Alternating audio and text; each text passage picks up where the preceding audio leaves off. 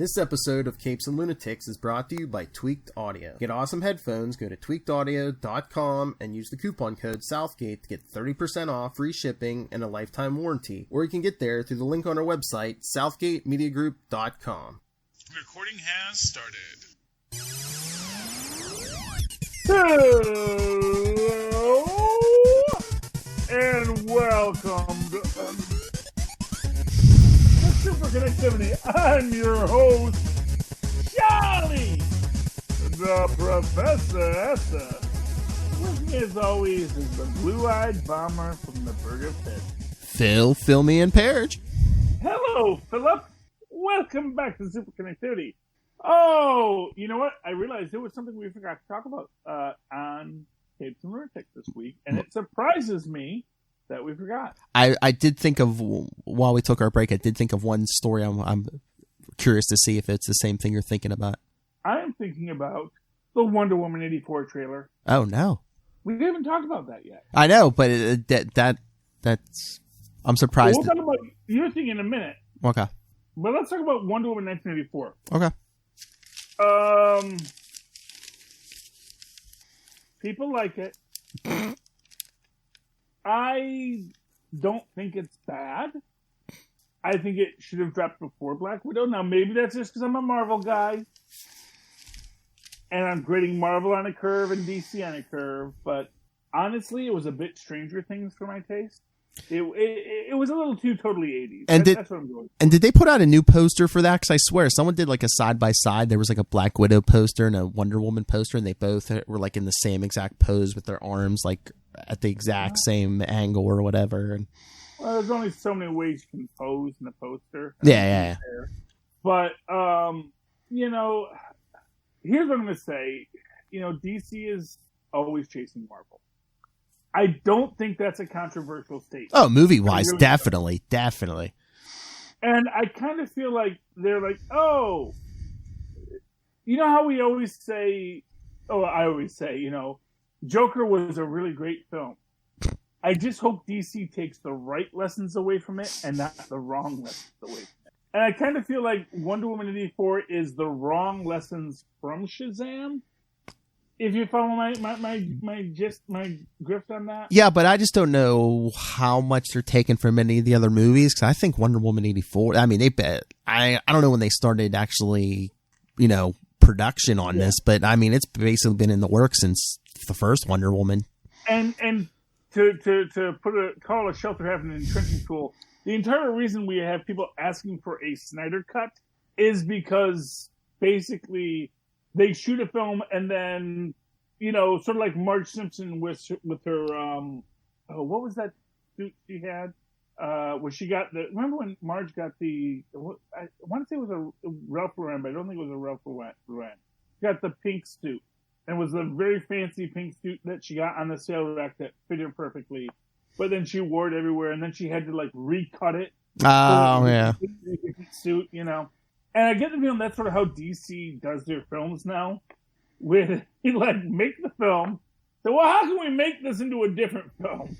Well, we let out the frogs and put it in, you know, put a hem in the puppies? I don't know. I mean, well, Justice League was weird because Zack Snyder started it, but then, you know, he had a sick child, I believe, so he did leave, and then Whedon came in, and so it was just too many cooks in the kitchen. I get the feeling that, like, they may have been making this film for a long time, but I think they said, okay, so what's popular now?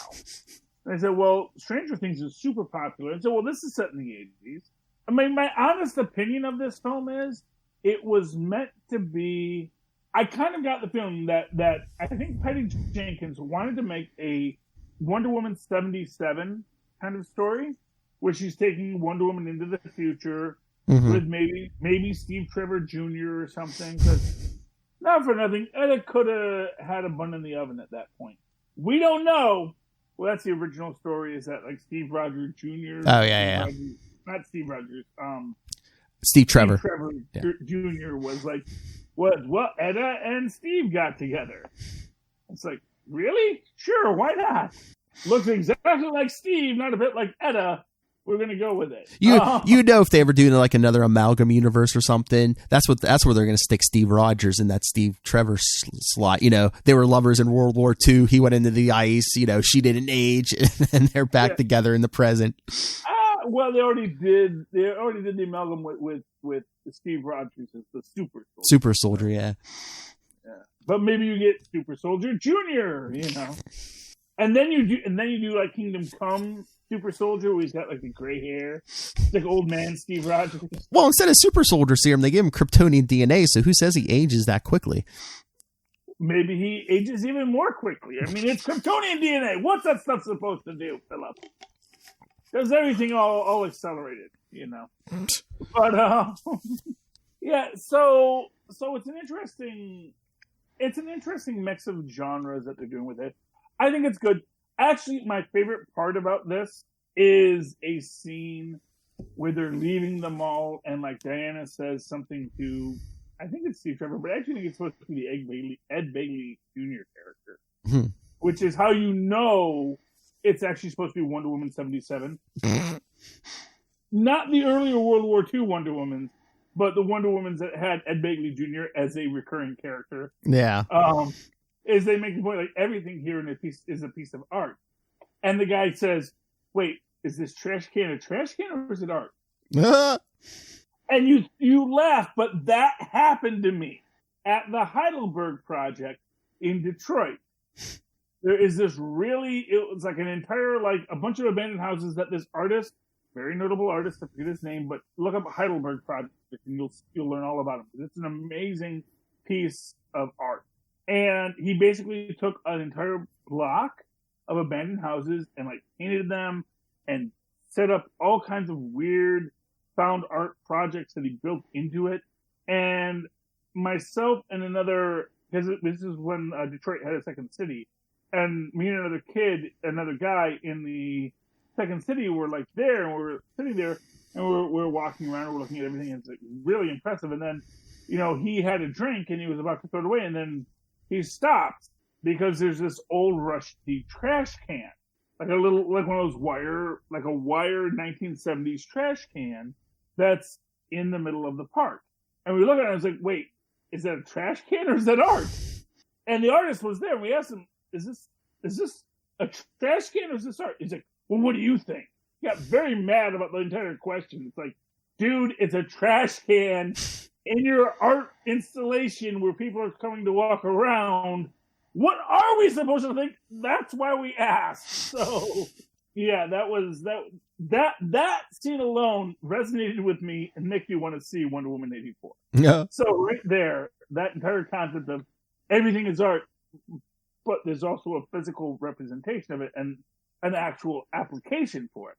In the trailer, they're going to a mall, and everything in the mall is art. You know, No. Like I said, it seems like they're going, you like what we did with the thing and the nostalgia in the 80s? You like it in 1984. You like it. I liked the 1984. I was there. It was a wonderful time. You should have lived there. I was 6. I was there. You were 6. Yeah, you remembered. It was great. Oh, I was just watching a movie from 1984 today. Yeah. Gremlins. I actually read the book 1984. So I was all set for it. So it was great. Yeah, no, we were watching Gremlins today. Oh, that's a classic. Good old Gremlins. I remember as a 6-year-old kid, I loved that scene in the bar with all the Gremlins. You know, they're all dressed up and they're playing cards. And I laughed that whole thing. I never understood why that was supposed to be a strange scene. That just seems like every bar I've ever been in. I know. It's just, I guess because it's little creatures and not actual people, you know. And Spike or Stripe pulls out the gun and shoots the guy cheating at cards. Yeah. It's a delightful yes film. It really is. It is for as insanely violent of a Christmas film. Oh yeah. Like, I think that actually, well, it probably doesn't have as high of a body count as Die Hard, but it's much more of a Christmas film. Yeah. Gremlins is 100% a Christmas film. Oh yeah. It even has like a redemptive arc and joyful ideas, you know, and also deals with the pain and difficulties of Christmas. Because Christmas is a hard time for a lot of people because, you know, it's a time where we're all supposed to be happy. And anytime you're supposed to be happy, it's always a little hard to be happy because life is not always perfectly happy, Phil. The dad was on the road trying to sell his inventions at Christmas time. And yeah, better than the other dad. Oh, yeah. Yeah, the other dad, that's what I take away from that. The dad who's trying to sell his inventions, that just seems like a dad who's working hard for his family. You know? Yeah. And he made smokeless ashtrays and, he can scramble an egg. So he was basically Ron Popeil. Yes. Basically the Ron Popeil story. And, I appreciated that. Love Ron Popeil. So it's pretty great there. That's Wonder Woman 1984. I mean, I liked it. I liked Black Widow better. Yeah. I did not feel that there was a lot of pathos in the Wonder Woman 84 trailer. Which I felt there was a lot of pathos in Black Widow. And it's like the thing that I always get with like everyone's like, oh, Marvel, it's so light and Jerry. It's like, no, Marvel is foxhole humor. Yeah. Which is that there are people that know they're about to die. The threat is very real, and they make jokes about it. Well, I mean, again, I mean, with the Marvel characters like Black Widow, I think we're more invested in them than what has DC really given us. I mean, Wonder Woman movie was probably the best one they've had so far, but it's just yeah. I mean, it really was. I mean, it was better than Aquaman. I'll say that. Yeah, by far. Aquaman wasn't bad. Aquaman wasn't bad. I just didn't like Aquaman. We just didn't like Aquaman, the character. I mean, Shazam, I think was better. Yeah, because it wasn't as dark. It wasn't so dark. Yeah. Well, even and again, actually, Shazam almost gets it right because there actually is a lot of darkness. The 7 deadly sins. Yeah, there is the darkness. Boardroom of people being murdered. But the main hero wasn't dark. He had his dark moment. Yeah, but it wasn't all Batman and Superman. Kill. Yeah, but I mean, and again, I don't think you should have to be a Boy Scout. Like Iron Man is. Yeah, no, you don't have to be a Boy Scout, but it's just Superman shouldn't be Batman. Well, no, Superman shouldn't be Batman. No, that's what I'm saying. Batman should be Batman. Yeah, and not Frank Miller's Batman. It's like, okay, yes, there was a book once that was very popular. Not every that is about the evolution of Batman to that extent on Crisis. That's the idea of that Batman. Yeah, this is Batman after a long see, that's one of the big problems of Batman v Superman. It's like, yeah, the Frank Miller Batman was like Batman at the end of his career. That shouldn't be him when they first meet. Exactly. We've said it 1,000 times. I know. They aren't listening. I guess that's my problem with DC is that it's like I don't feel like they're like Marvel. I think listen. Yeah. They take our criticism, and not for nothing. I will guarantee you there is some poor intern whose job it is to listen to our drunken ramblings. Well, my drunken ramblings, a little drunken rambling, and Philip's attempts to not have it be a drunken ramble. And write down, okay, so here's what Charlie said, here's what Lilith said, and here's what Phil said. And then, okay, well, that's good. Give those notes to Jon Favreau, and we'll see where we go with that. Hey, anybody want to send us anonymous tips? Go ahead. You can be anonymous. I don't need the anonymous tips. They're getting their ideas from us. How are they going to send us tips? That's true. Please. Phil. But no, I was surprised you didn't talk about the whole Marvel TV thing. Well, that was the other thing I was going to talk about after I said Jon Favreau. This has been a long time coming. Okay. I'm sorry. Let's understand power dynamics. Marvel TV essentially existed because Perlmutter kind of made it a thing. And kind of like Berlanti, Marvel was willing to tolerate it, especially if it was positive. And generally speaking, I think most of the stuff Marvel TV has done has been good. But we're kind of at a point where it's like, Disney's like, you know what? We're not having 2 different Marvel buttons on Disney Plus. And it's like, you know what? I can't remember who the guy in charge of Marvel TV was, but was it Jeff Loeb? Loeb, yeah. They said, you know what, Loeb? You had a good run. Have a good night. And now we're back to, okay, there's just Marvel Studios. Marvel Studios will produce television programs. And our favorites will be back.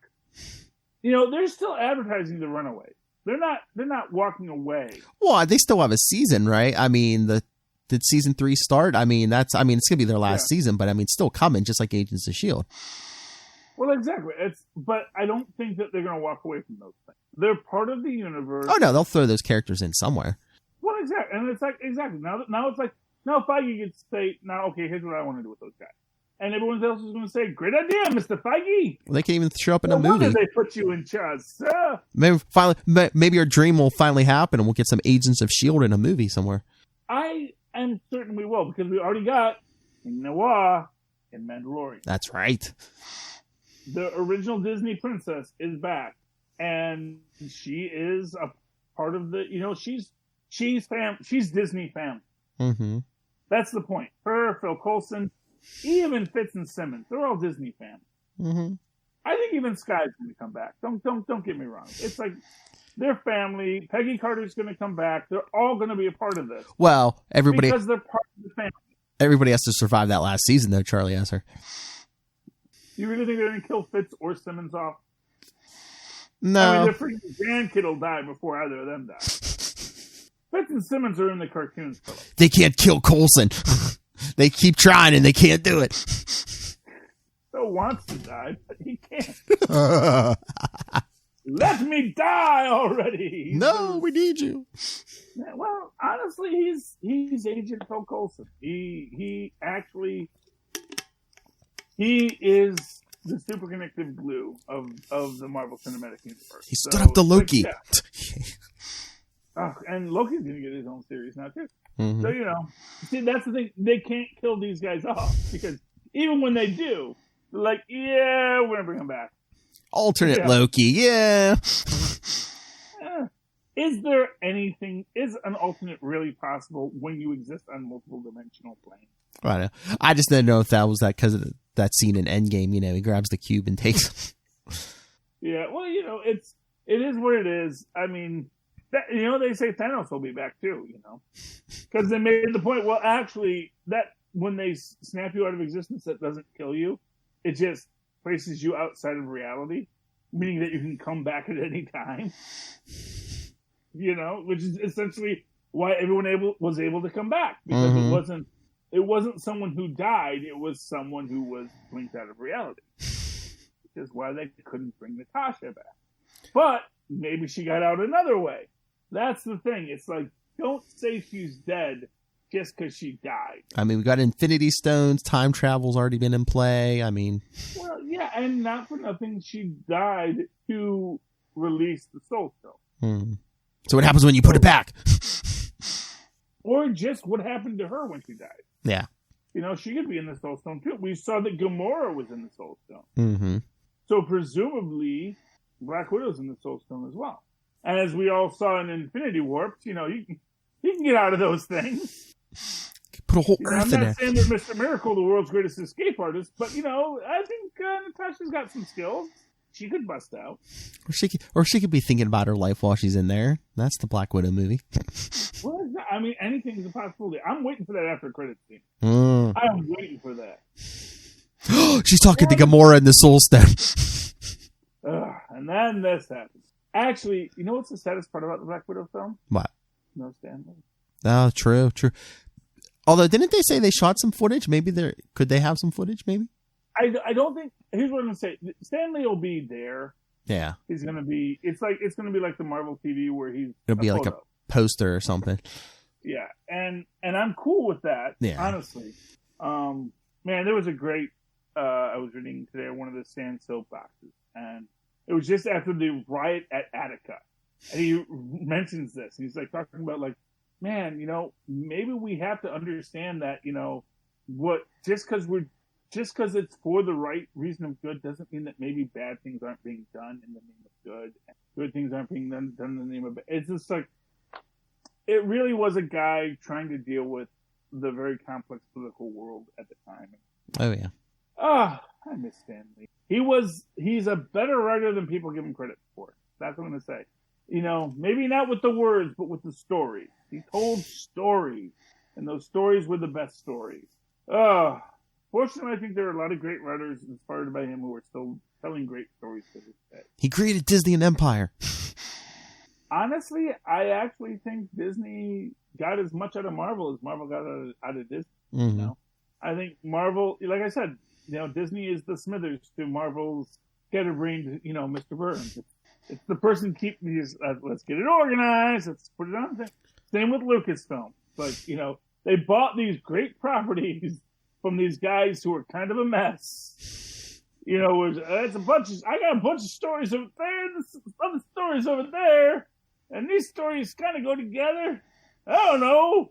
Like, okay, and Disney's like, let me just relax. Galactic Senate's trade routes. No. Settle down.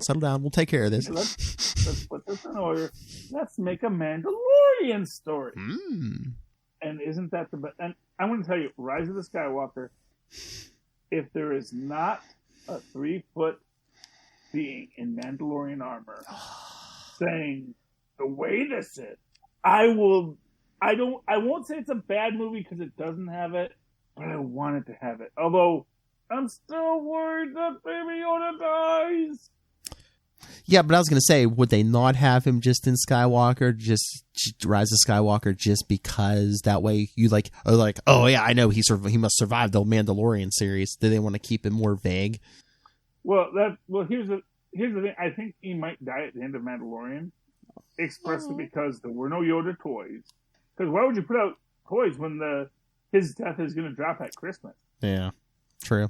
And they maybe didn't think maybe we're going to put Mandalorian. It's like this. It's like I am so afraid they're going to break my heart with Baby Yoda.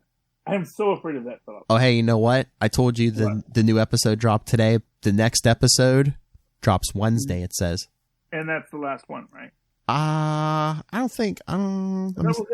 Is that? No, next week is 7. Oh, okay. But there's one more. But they're dropping it early, 2 days before Rise of Skywalker comes out, though. Okay, so maybe that's the good news. I mean, here's what I say. That's where they fit him with his little helmet. The way it is. You mark my words, man. I don't know, man. I'm hoping for the best with, that's what's got us all on edge with The Mandalorian is how could Disney walk away from $1 billion of toy sales? That doesn't sound like Disney. They're coming. But maybe that's the argument. It's like Disney's like, no, you'll buy the toys. But yeah, no. You will buy the toys. It looks like it's 8 episodes. The next one is December 18th, and then it says episode 8 is December 27th. So we can open our toys and. So I think we said that before. There's like 9 days between episodes 7 and 8, but I don't know if that's because Rise of Skywalker's out too. And Christmas and unlock these things. I mean, I was really hoping they would have dropped this last episode earlier so I could have watched it, but Phil, he's watched it. He knows what happened. But I don't want him to tell me because this is actually one I kind of don't want to be spoiled for. It's weird. Anyway, let's talk comics before it gets too late, Philip. Yes. Old Man Quill. It finally loaded. Yeah, it came out last week, but this was fun. What do I like about this? Okay, first off, I don't buy Doom crushing the Ultimate Nullifier in last issue. That never makes sense. That'll never make sense. If nothing else, wouldn't Doom want to keep that for himself? Why would he crush it? If nothing else, isn't it made of adamantium or some nonsense? It's a freaking ultimate nullifier. And my point is, like, when has Doom ever gone after, had big power and be like, nah, I don't want that. Philip, as we learned this episode, that's not Doom. You yeah, got that in this episode, right? Yeah. That was Doombot. One more Doombot. Yeah. Nice. I mean, it's a fun story all around. We got our Shard of the Time Stone, which I don't even know if those things work that way, but that's fine. What, right through Galactus's head? Well, no, just that you could have a Shard of a Time Stone and have something. But honestly, the idea that, and again, just this idea that, I put the stone in the gun and that made it fire. It's like, there's so much wrong with this scene. I know. But it's a time stone. I don't know if anything's wrong with this scene. It's powerful enough to, take out Galactus, but it's like, my gun will shoot it, yeah. Well, but And again, I can't say that's not something the Time Stone would do. Yeah. I can't say that's not completely and again, it's a shard of the Time Stone, so is it faulty too? Who knows what it is? But Yeah. I love this explaining to at the end. It's like, how did you know that shooting the Time Stone would send a portion of his brain back in time, effectively lobotomizing Galactus? Oh, is that what it did? Okay. He was like, yeah, it was green, it glowed. I just figured, why in the hell not? I figured that had to be bad for him. You know? And then this was the end is beautiful in the sense that it's like, oh, these were actually yes, he's hallucinating, but they were also holograms. It's like, sure, and let me talk to the real Guardians. And we got old man Beta Ray Bill, old lady Nebula, still little kid Groot. Groot's back. I'm Groot. He's the best one. And then a Nova who isn't Conan, and Moondragon. So that's fun. And then we get to Avengers Wasteland, coming soon. Yep. To a book near you. Yeah, so I liked Old Man Quill. It was a lot of fun. Oh, yeah. Magnificent Ms. Marvel. Oh. This was neat. You have Doctor Strange being a surgeon and dealing with the fact that he's like trying to find out. And again, are like Inhumans magic now? But then again, are all superpowers magic? Is Cyclops really a gateway to Crimson Dimension and Cythorax? Apparently so, Philip. Apparently so. Someone get Peter David on the phone. I've called him a dumbass for one. This one. They have Kamala using her powers in very a plastic gal kind of form now. Yeah. Where she's stretching her neck out and she's making lassos, which is neat. Her powers are more advanced than that, but I thought it was a neat way to kind of reference things and how she's just dealing with it. Mm-hmm. The big plot line of this is, Dr. Zabo, Mr. Hyde realizes that, the electricity is damaging her, but then her new Kree super suit kind of kicks in and she beats up Mr. Hyde because the suit gave her power, but then the suit wants her to keep on beating the heck out of him. And she's like, no, I don't want to do that. And so her little nanobot Kree suit sort of separates herself. And it's called Storm Ranger. Oh. Yeah, she's got her own Venom story. So I enjoyed that. That was a lot of fun. What else got here? Got Agents of Wakanda. Ooh. For those who don't remember, the Black Mercy story was being told. We get the idea that apparently there is a planet called Euphoria, where there's a planet that grants you wishes, or basically makes you just be happy. And then the gardener went there, and he totally got it on with the planet, which is kind of weird. Hey, planet, ever do Elder of the Galaxy? Anyway, plotline. John Jameson becomes Star God again, yada, yada, yada. He goes back to his other dimension, realizes that it has turned into a desert. Oh, no. But then Entra, or whatever her name is, she, regrows in that new dimension, and John Jameson stays behind to search for other things. Mockingbird joins the Agents of Wakanda, and apparently they damage the moon so that now it has a smiley face. You're committing to a lot there, Marvel Comics. You're going to tell me I'm going to see that smiley face on the moon every time we see the moon from now on? No, because as of the No Powers rules, when you don't see it, it's because the moon actually does rotate. Mm-hmm. And sometimes the smiley face is on the dark side of it. So there you go. Okay. Last book I got. Oh, I'm sorry. Do you want to do a book though? Oh, you didn't read Captain America? Okay. Well, yes, I did read that. I'm just talking about the book I haven't. Oh, okay. Oh, yes, Captain America. What happened to Captain America? They find out Scourge is there's basically a war in the NYPD, the good cops versus the dirty cops, and. Yeah. I mean, I get the premise. Here's the thing: Scourge and the Watchdogs were all funded by Red Skull. Yeah. as were the Resistance mutants, which I'm a little mad we're not getting anything from the mutant Resistance in this. You know, I just wonder if anyone besides the X books are allowed to like use mutants right now. Yeah, I know. I want my peeper, man. They have. I want my lifter and my peeper. Here's my the two members of the second branch of the Brotherhood of Mutants and the first members of the Mutant Resistance that, they were cool. They were cool. Mm-hmm. I think they've all died a couple times already, so maybe that's why they're not there. But still, yeah, because I think like the one that could like see, I think they died several times, and they certainly died when John Walker fought them. Mm-hmm. They even had the guy who was like, "Oh, I can see everything in your head. Wait, your brain is not operating on any kind of logical function. You're just operating on instinct. I can't see what you're going to do. You're not thinking about what you're going to do.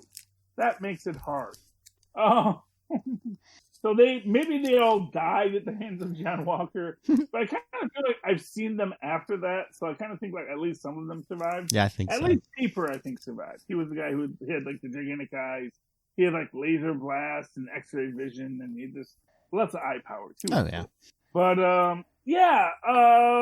so and why Cap doesn't think about that? It's like, well, let me think of it. The last time I faced Scourge, he was being funded by the Red Skull, as were the Watchdogs. Now the Scourge is fighting the Watchdogs, sure, but at the same time, that's kind of the Skull's thing to basically pit two sides against each other. Because he doesn't know the Skull is back. But he knows Lucan is back, or at least Lucan's wife is back. This should be obvious. Yeah, I'm but just saying. Do you think maybe Ta-Nehisi Coates is going to show us a couple issues down the line? It's like, oh, well, that's why Cap's like tracking down Scourge and the Watchdogs and then the other stuff. It's like, oh, it's all connected.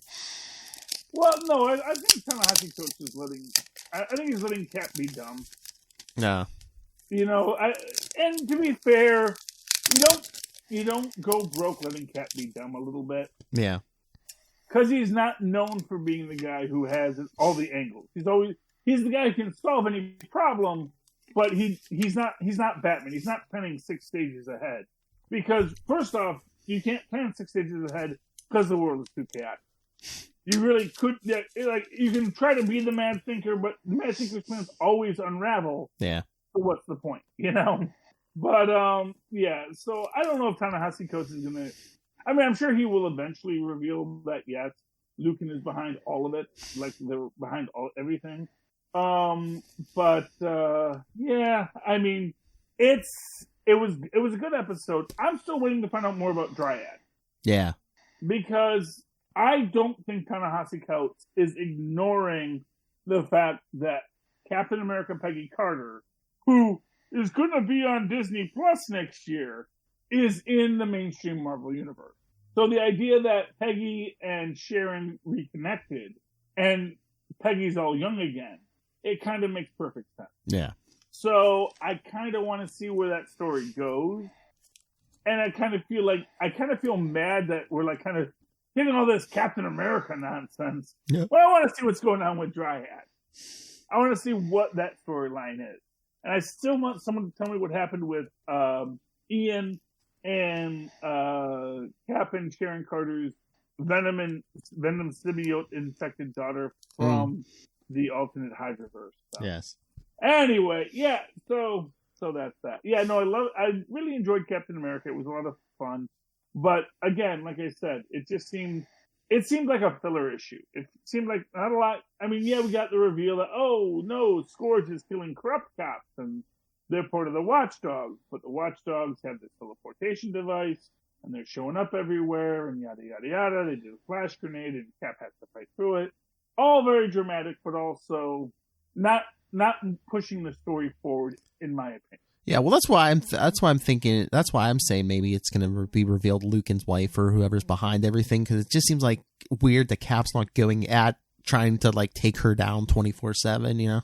Yeah, well, I kind of get the feeling he's kind of lost his footing. Yeah. I think maybe that's Ta-Nehisi Coates' storyline there, is that if your existence is based on being Captain America, when you can't be Captain America for whatever reason. And to that extent, it's kind of like when he became Nomad. Yeah. And and suddenly he's like having to deal with, oh man, I didn't fight with a cape before. That's actually not a good idea. Why do I have a cape? I know Janet thought that would be a great look for me, but it's really not a good look for me. No. Because it's a cape and it's troublesome. And I trip over it. Yeah.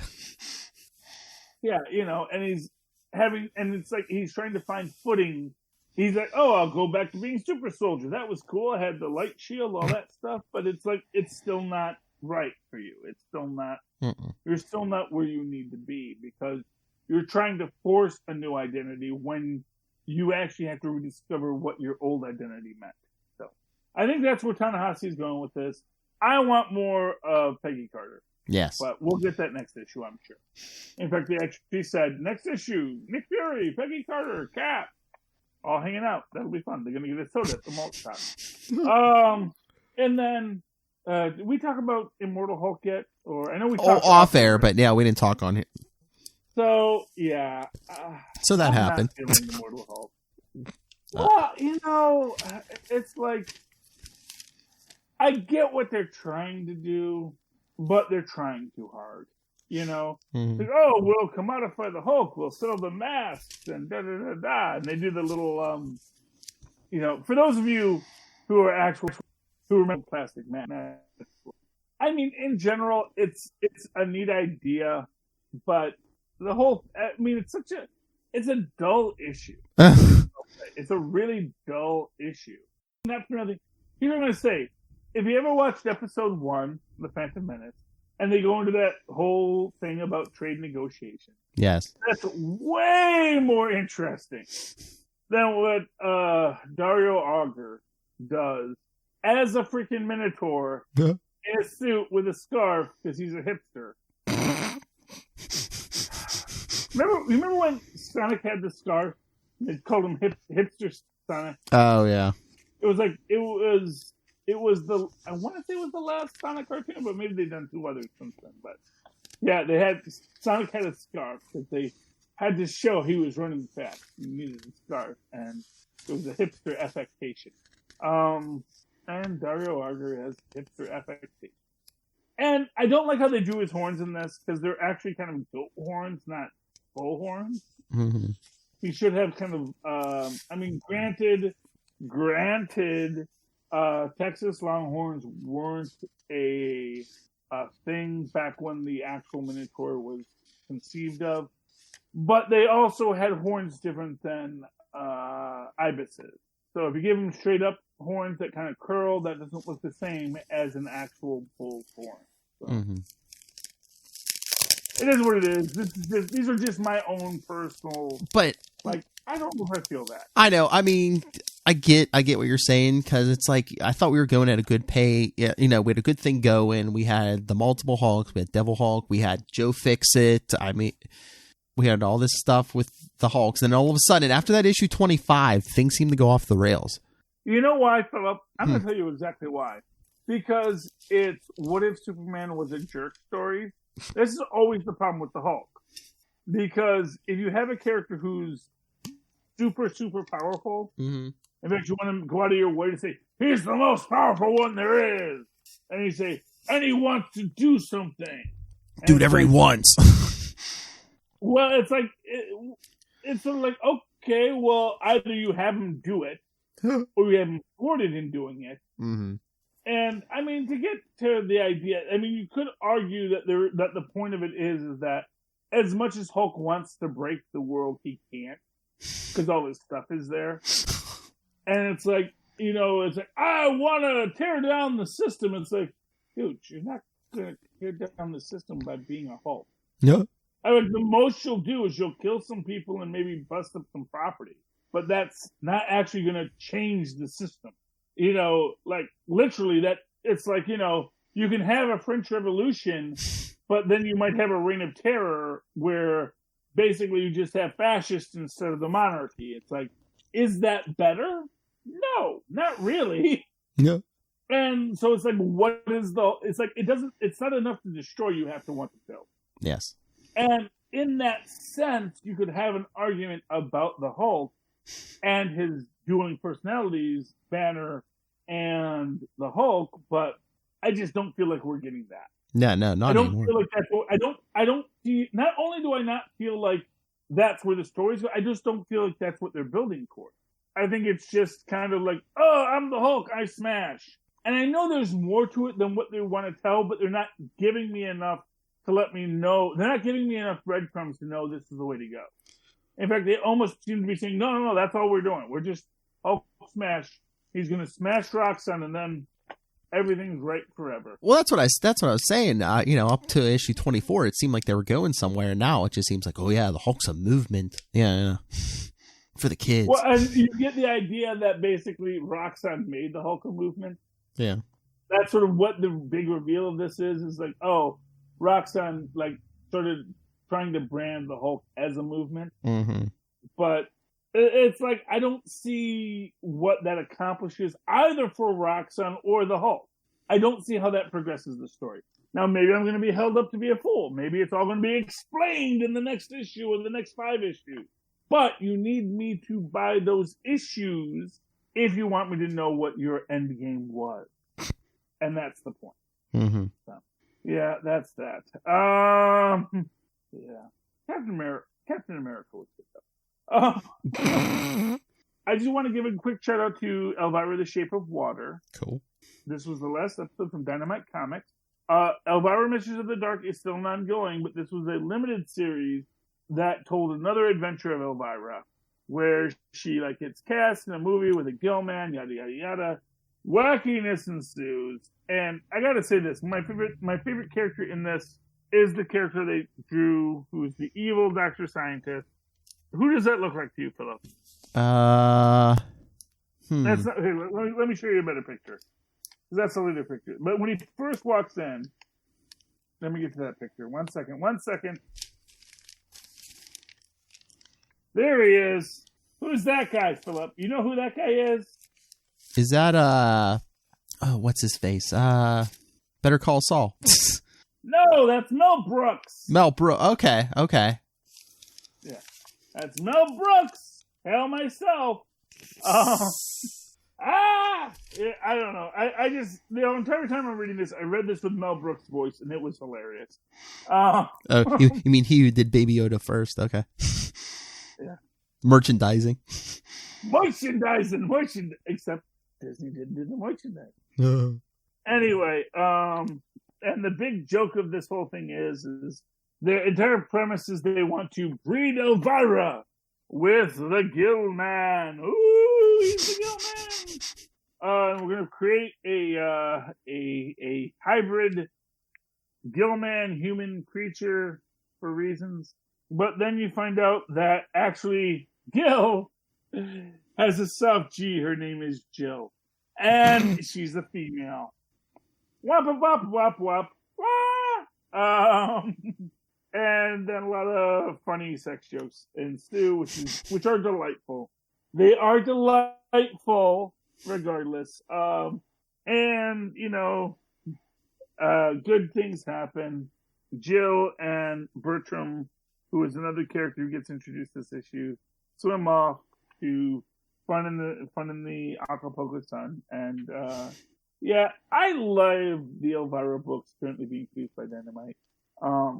Cassandra Peterson, enjoy your nickels, because you deserve every last one.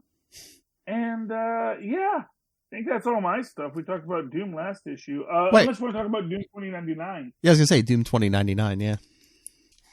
Man, that's an M. Night Shyamalan twist. I don't know.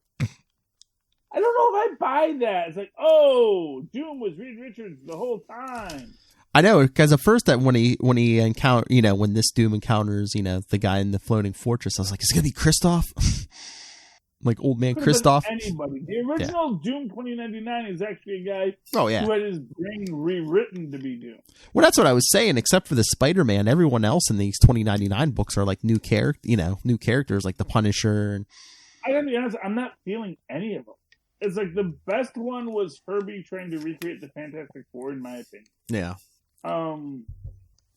I just was okay. I just wonder after. I don't explain why Reed has Doom's memory. I didn't know if it was like some kind of accident with the time platform or. I mean, who freaking knows? Yeah, who knows? I mean, honestly, for what it's worth, I mean, it's obviously another dimensional version of Doom. Mm-hmm. But I also, here's one thing, like, the one thing I hold dear is the idea that the Doom we have in Doom 2099, like the one we saw in 2099 Alpha, Mm-hmm. is the actual Doom 2099, the dude who got rewritten with Doom's memory. Mm-hmm. The guy who got Kristoff, essentially. Yes. You know, and that is an interesting story. What happens when Doom has a device that can rewrite people with his brain engram? Well, he doesn't even need to clone himself. He can just put himself in someone else's brain. And then they become Doom. They like get their brain rewired to be super genius Doom. Mm-hmm. That's kind of cool when you think about it. If you think about it for a minute. But, you know, I'm just not getting any... Like I said, the best story so far has been Conan 2099. I just wonder after the Amazing Spider-Man stuff if like the timeline's broken and by the time we get to the end it's gonna be like be fixed or maybe put, I don't know, they're like redone in a different way but better. Well, it's always redone. I know. That's the thing. It's like that's the concept of the multiverse, Philip. I don't know if you mentioned. If you saw that. Well, no. I mean, they in the one issue of Amazing Spider-Man when Miguel was talking to Peter, I was cool with the idea of this being a possible future, but now they're like, no, this is the actual future, but it's always changing. Well, yes, which means it's not the actual future. It means. I know. I agree with you, but that's they were kind of like saying, yes, this is the actual 616 future, but it's always changing. It's like, what? Yeah. Well, I mean, pardon my burp. Doing a whole Rick Sanchez thing here. I mean, yes, that is what would be happening to the 616 universe. Yeah. Oh, Gavolt. I think they just. Well, essentially, what they're okay. I figured it out. So what they're trying to establish is the idea that there is a Back to the Future temporal physics going on, which means that if you are from the future, your past is always changing. So you go back into the past, you are like Marty McFly going back into the past. Yeah. And things get changed. And you can blink yourself out of existence, or you can just alter what your world becomes when you go back. So they're trying to use Back to the Future principles so that everything that's happening now is affecting the 2099 universe, which is why the line between the 2099 universe and the old Maniverse are getting really, really murky. Mm-hmm. And I think, which is why I think that the Doom 20... So here's the idea, is that the 90s 2099 version, the 90s version of the 2099 universe, and the 20s or the teens version of the 2099 universe are two different universes. And what's going to be interesting is if that other 2099 universe comes over to the current 2099 universe and says, what the heck is going on in this universe? Because it's the universe that is in the future of the 616, which means it's in a constant state of flux until it gets together. And they'll probably deal with it at some point and explain how, you know, that there is this unformed future that is always changing, but from it spawn all the alternate universes that actually exist. So that you can have the Miguel O'Hara from the central 2099 universe go back and says, everything's changing, it's so crazy and crazy. But the other Miguel O'Hara, who's in this universe over here, he can go back and forth with no problem. Yes. Because he's from an alternate timeline. I just think they want to change up 2099 every 10 years to, you know, whatever. You only get so many to do it with, Philip. I know. That's the problem, is that when they came up with this future tech, it was in the far-flung future of 2099, which is now only 80 years in the future. I know. Back in the 90s, it was like 100-some years in the future, yeah. Yeah, I mean, it'll be 120-something, which, you know. But who knows? Maybe I'll live that long, Philip. Probably won't. But my kids might see it. My kids might see 2099. And they'll say, this is nothing like I was promised in the comics. And then they'll make jokes about the far-flung future of 2099. Here in the year 2100. No, you know what happened? Oh. In the year 2099, Peter Parker's going to meet Miguel O'Hara, the Spider-Man of 3099 or something. You know, it's going to be something. They'll push it. They'll find a way to push it back. If Disney still exists. Well, they're going to be doing something next year with Iron Man 2020 because, hey, guess what? Well, because there are the established, and that's the steampunkification of time. Yeah. So there is the 1602 universe that evolved from 1602 and wound up in a universe, you know, became its own bubble. And so there are these steampunkian universes that evolved alongside everything else, and then they haven't existed. Which is essentially what DC used to do with the Elseworld. So, yeah. What are you going to do? Make Batman a pirate. It'll be fun. Arg. Full stream ahead, Philip. Okay. Anything else to talk about this week, Philip? No, I think we're good. I think we're very good. Only an hour longer than usual. Philip, if someone would like to buy Pod Life the book, how can they do that? Well, they can go on Amazon, or they could email me, nightwingpdp@gmail.com. Email capesandlunatics@gmail.com. The voicemail 614-382-2737. That's 614-38-capes. And all of our links are at linktree, linktr.ee/capesandlunatics. Yeah. But yeah, Pod Life the book. Go check out tweakedaudio.com. Southgate Media Group. The link's in the show notes. Support the business. It'll give Master Doom some money to help put these. To catch a killer? What? Oh, Hunt a Killer, yes. Hunt a Killer. Do you have a code for that they should enter? No? Okay. I should have. I think there might be, but check the show notes. Check the show notes. I'm getting old. I can't remember. Someone's got to be in charge of this. It's certainly not me. I am not capable of handling things. I'm sorry I'm not. I got it. I just can't remember. It's late. It is late, and we all want to go to bed. So, if you'd like to write to me in an old-fashioned email where there are miles impossible and send, and if you write to me, I'll actually find the answer for you, even if it takes me a little while. At superconnectivityblog@gmail.com. That's superconnectivityblog, all one word, @gmail.com. Yeah, I'm in HR, so when you email me, I actually respond because that's just my nature. I want to find you an answer for any question you ask me. So ask me a question. I will find you an answer. Nice. Please do. But, make sure that it's the superconnectivity and all that kind of stuff. And say, hey, Charlie, here's a question for you. Because that way I'll know to read it and know what I'm doing. And of course, follow me on Twitter because I am live tweeting. Mark my words. Sunday's the last episode of The Watchmen. For now, at Charlie Esser, that's CHARLIE ESSER. Look for the 2 E's right there in the middle. For what? For quality. Bing! There you go. All right, ladies and gentlemen, that has been another episode of Superconnectivity. Please connect with us again next week. Good night. Good night.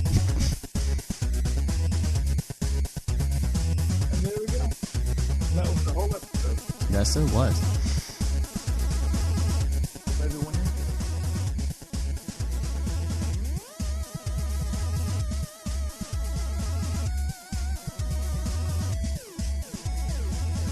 Those are the facts.